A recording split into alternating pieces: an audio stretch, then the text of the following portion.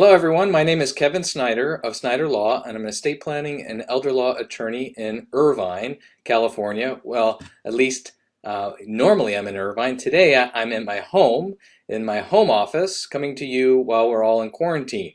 But I thought I'd take the time to explain a few things and give you some information. Why not, right? So here you go. One of the biggest myths, lies if you will, that's out there in the universe when it comes to estate planning is that trusts avoid probate. Yes, I'll say it again. Trusts avoid probate. That's the biggest lie. What? Wait a minute, Kevin, you're an estate planning attorney. What do you mean by that? The biggest lie is trusts avoid probate? I'm hearing that all the time, that I need to have a trust to avoid probate. So what's the deal? Well, trusts avoid probate, not exactly. It's not really a lie that they don't avoid probate, but trusts alone aren't the only thing that you need to do. So creating a trust by itself isn't going to do anybody any good. All it's going to be is fancy, nice words on nice pieces of paper that are going to do nothing in order to help your assets avoid probate or help your family avoid probate in situations of incapacity or death.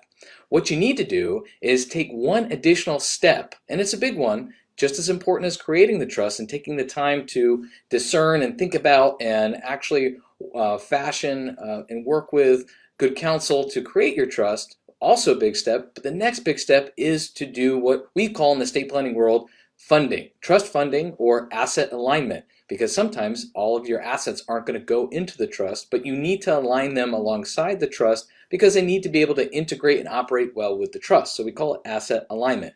I talk to clients a lot about the wagon and what that means. And a wagon is your estate plan, and we put what matters most into that wagon.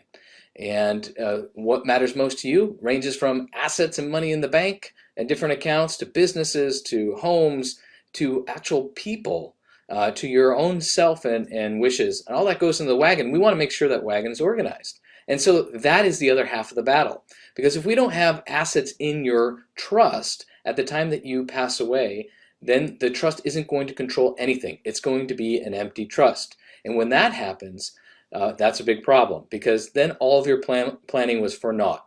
If you pass away and you have an empty trust, then your family is going to have to go to probate and likely open up a probate, which is what you're trying to avoid in the first place. And we've seen it happen before, where there was an empty trust because the action steps weren't taken after creating the trust to retitle assets into the name of the trust or have a conversation about how assets are aligned. Because sometimes, like I mentioned, assets don't go in the trust, but they need to be able to operate along with the trust. And we've also seen situations where there wasn't alignment, and then there was problems and there was a probate involved as well in those situations. So it's really important to organize your wagon, fill your trust, and align assets that are going to be alongside the trust. And if you do that, and you update it over time, so when you acquire new assets, new things, that you're going through that process of aligning them either alongside your trust or putting them in your trust, that there's some organized plan. If you do that,